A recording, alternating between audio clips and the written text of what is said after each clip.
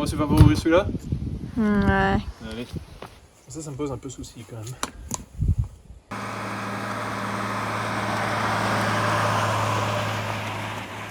On est parti de Barcelone, on va vers Madrid, on va rejoindre la cousine de Birdie qui habite à Madrid. Et donc on avait deux itinéraires possibles, soit longer la côte, aller sur Valence et ensuite direction Madrid, soit rentrer dans les terres. Le fait de passer dans les terres, c'est un peu plus court, donc c'est l'itinéraire qu'on a choisi. Donc on a décidé de faire une petite halte à Saragosse avant de poursuivre notre route direction Madrid. Alors si vous venez à Saragosse, il faut absolument venir manger les churros ici, à La Fama. C'est Excellent. excellent, ça sent pas le gras, ça sent pas la friture dans le café. Ça vraiment. Sont 9 euros. C'est 2 € les 6 churros. Venez juste à Saragosse, juste pour manger des churros. Ça vaut le détour. 5 étoiles. Ouais. Nous sommes arrivés à Madrid, chez ma cousine, passer un peu de temps en famille, aussi pour faire quelques travaux. Depuis qu'on a fait le stage de conduite, on a un voyant de frein qui s'est allumé sur le tableau de bord. Avant le stage de conduite, j'avais rempli de nouveau le liquide de frein parce que j'ai vu qu'il en manquait un petit peu. Et là, j'ai vérifié, il y a toujours encore le bon niveau, donc il semblerait que ce ne soit pas une fuite au niveau du circuit de liquide de frein. J'ai aussi remarqué que la pression d'air a tendance à plus chuter une fois que le moteur est éteint qu'avant. Mais je pense pas que c'est lié parce que on a uniquement de l'air qui se met dans les tuyaux lorsque j'appuie sur la pédale de frein. Donc il n'y a pas de raison que l'air se perde alors que je fais rien, juste en ayant le moteur coupé. Donc ça doit être encore autre chose qu'il faut que je vérifie. Ce que je vais vérifier aujourd'hui, c'est les plaquettes de frein, voir si celles-ci sont encore bonnes, parce que ça pourrait être une des raisons pour laquelle on observe cette différence de pression. Je vais enlever la roue avant pour vérifier, et j'ai démonté les premières plaquettes. Elles sont pas incroyablement usées, mais quand même. Mais surtout, ce qui m'a un peu interpellé, c'est la différence d'usure entre la plaquette qui se trouve à l'intérieur et la plaquette qui se trouve à l'extérieur. Ce que j'ai remarqué aussi, c'est que à l'intérieur, le caoutchouc ici, il est foutu. Je ne sais pas si on peut changer juste cette pièce, il faudrait que j'aille voir dans un garage. Mais ça explique peut-être pourquoi la plaquette qui justement est contre ce piston est moins usée. Peut-être que c'est le fait qu'il n'y a plus ce joint, ça a grippé un petit peu le piston, et ce qui fait qu'il y a peut-être moins de force qui a pu être appliquée sur cette plaquette par rapport à cette plaquette. Je vais voir après de l'autre côté si c'est pareil. Mais ce que je vais faire de toute façon, c'est une fois changer ces plaquettes. Heureusement, j'en avais commandé avant de partir, que mes parents nous ont amené la semaine passée. Je pensais que c'était quelque chose que j'aurais pas besoin de changer prochainement, donc je les ai pas rangés à proximité. Je les ai rangés dans les roues de secours derrière. Je les ai cachés là-dedans dans le pneu pour pouvoir gagner un petit peu d'espace, parce que ça a commencé à être un peu juste au niveau des pièces de rechange. Donc je suis pas sûr non plus dans quel pneu je les avais mises, mais je pense que c'est celui-là. Commencez par ouvrir celui-là? Ouais. Allez.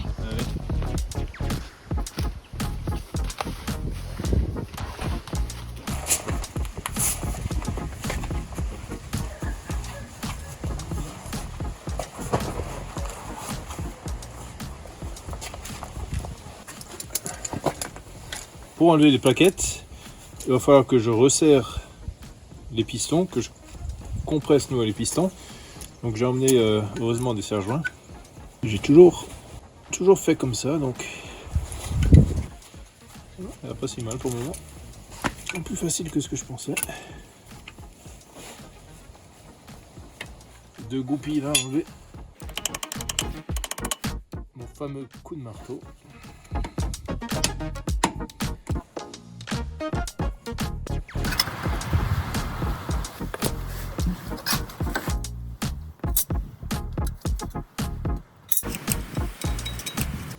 Voilà, le caoutchouc ne semble pas endommagé.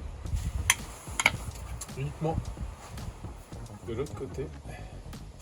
Ça me pose un peu souci quand même. Faut que j'aille voir avec un garagiste si je peux changer ça. J'espère qu'il ne faut pas changer toute la mâchoire.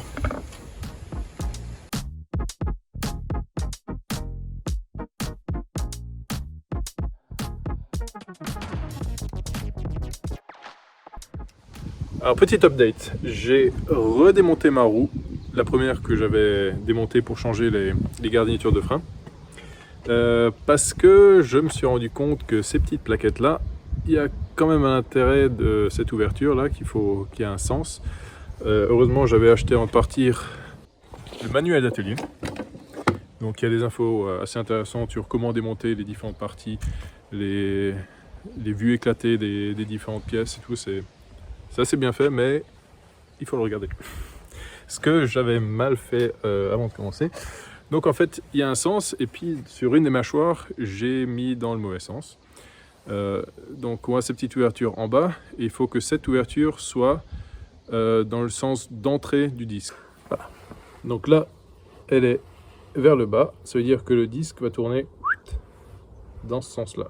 C'est pour cette mâchoire qui est ici. Et pour la mâchoire qui est ici, tac, il faut qu'elle soit vers le dessus, étant donné que le sens d'entrée se fait par le dessus. Simple. Qu'est-ce que tu fais de beau? C'est le logo. Subscribe us.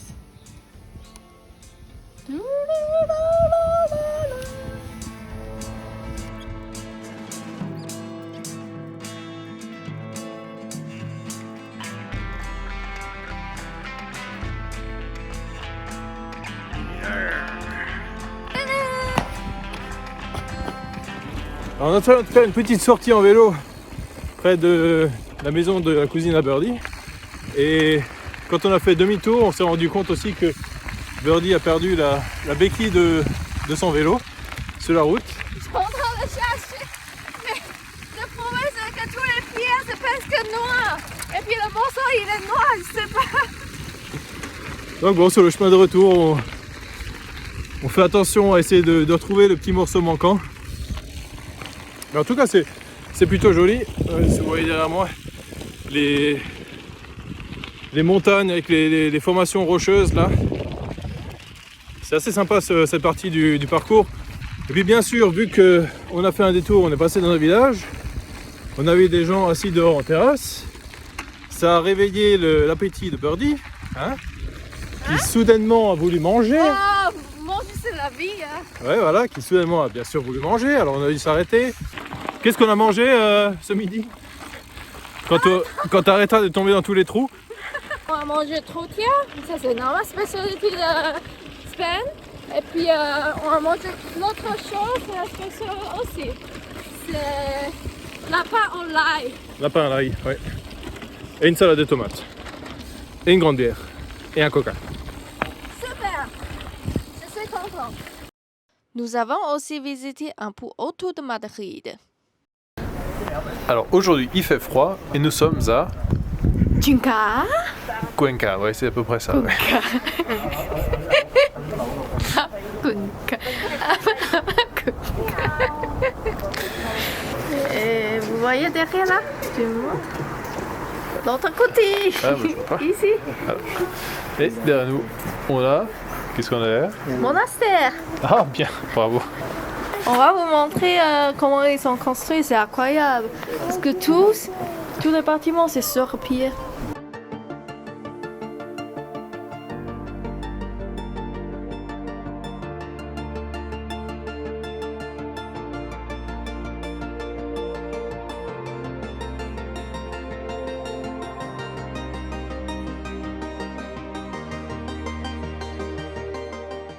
Alors on se trouve devant le pont de San Pablo, qu'on voit derrière nous. Le rouge là? C'est un pont qui fait à peu près 60 mètres de haut. Un endroit qu'il faut visiter si vous venez à Cuenca pour avoir vraiment des super points de vue sur la vieille ville. Sur le pont là, il est à pied. Il est tombé, il reconstruit la métro. Et puis la raison pour laquelle ils ont construit avec le métro, parce que à l'époque... Donc c'était en début 1902 je crois, qu'ils ont reconstruit. Et puis à cause de Paris a fait... Comme la tour Eiffel, comme Monsieur Eiffel, on va faire un édifice en fer. Et puis avant l'ancien pont il datait de 1500 et quelques, le pont en pierre. Donc du coup ils sont vraiment repartis sur les ruines pour construire ce nouveau pont en fer. Apparemment, le local n'aime pas trop reconstruire comme ça. Bon, Mais bon. à Paris, ils n'aimaient pas la Tour Eiffel non plus. Mais bon, Disruption. 100 ans après, peut-être ils ont changé d'idée. Ouais, c'est ça. La raison pour laquelle on a décidé de venir ici aujourd'hui, on a quelques petits soucis avec le freinage de notre camion. Donc on a déjà fait un certain nombre de choses hier, on a changé les plaquettes de frein, mais il semblerait que ça n'ait pas vraiment résolu le problème. Donc là on est passé ce matin dans une concession Iveco, mais bon on est arrivé, il était déjà presque midi et puis il ferme à 13h, donc forcément il ne fallait pas s'attendre à des miracles. Ils ont une fois vérifié, on n'a pas de fuite apparente.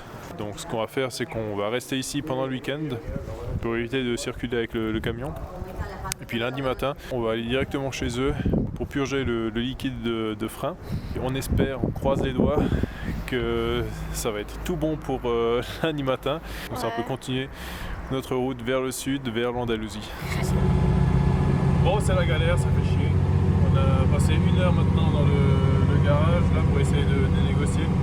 Mais il ne veut pas nous prendre cette semaine. Voilà, nous voilà repartis, il y a toujours encore d'autres problèmes. Et puis on va essayer maintenant de taper à la porte d'un garage Mercedes. Ça fait chier parce qu'on est vraiment exprès resté ici maintenant ce week-end pour pouvoir être ici le lundi matin à la première heure. Sinon on serait rentré dimanche soir et puis on aurait trouvé un autre garage entre temps pour pouvoir être à la première heure dans un autre garage. Donc ouais, ça nous a juste fait perdre notre temps.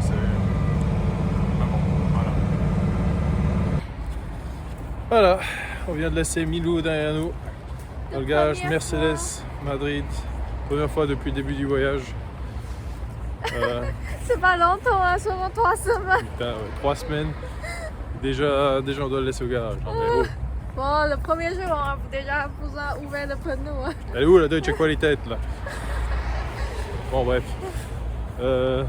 bon, au moins il s'occupe de nous, on attend de voir. On va maintenant...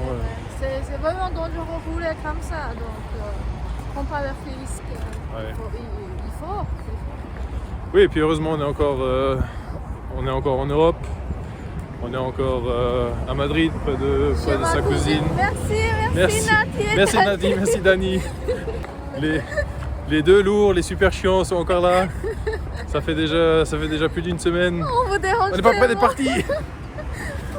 On avait prévu pour un week-end seulement, mais...